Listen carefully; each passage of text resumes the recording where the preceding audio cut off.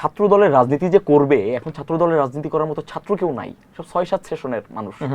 So তাদের brain আর আমাদের brain সমানভাবে চলবে না, তারা বৃদ্ধ হয়ে গেছে। হ্যাঁ, অ্যাকচুয়ালি বিশাল একটা জেনারেশন গ্যাপ, এবং এই জেনারেশন গ্যাপের জন্য তারা মানে স্বাভাবিক জিনিসটাকে তারা কিন্তু অস্বাভাবিক হিসেবে উপস্থাপন করতে চাচ্ছে এবং সর্বোচ্চ চেষ্টা করতেছে। আপনি একটা জিনিস চিন্তা করে দেখেন যে কতটা মানসিক সমস্যা থাকলে আপনার যেই মানুষটার সাথে ঠিক 4 মাস আগে যেই মানুষটার কাছে হেরে গেল একটা গণতান্ত্রিক প্রক্রিয়ায়, একটা ইলেকশনে হেরে গেল, এবং তাকে একটা ভ্যালিড একটা রিজনে সে প্রতিবাদ করায়, আপনি ক্যাম্পাসগুলোতে ভ্যালিড রিজন কোনটা, এটা তারা যেই ইস্যুতে তারা এই মানববন্ধনটা করছে সেটা হচ্ছে একজন শিক্ষক।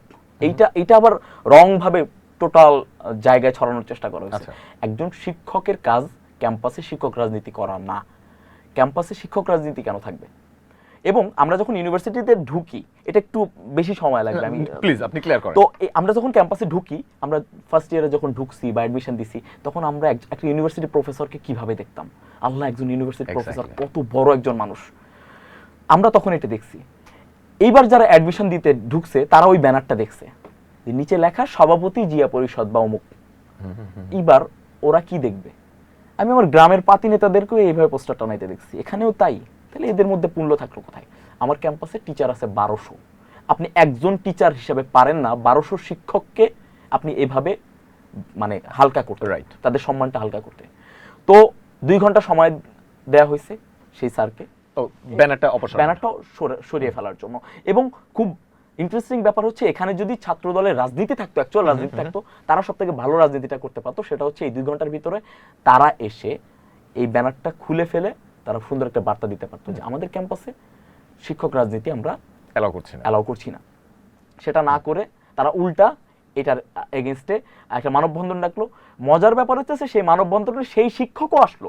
আচ্ছা, মানে কতটা একটা ইউনিভার্সিটি প্রফেসরের কতটা অধপতন হইলে এই কাজটা করতে পারে, যে উনি একটা ভুল করছে। বিএনপি পন্থী অনেক শিক্ষকও এই ব্যাপারটা নিয়ে ক্ষুব্ধ।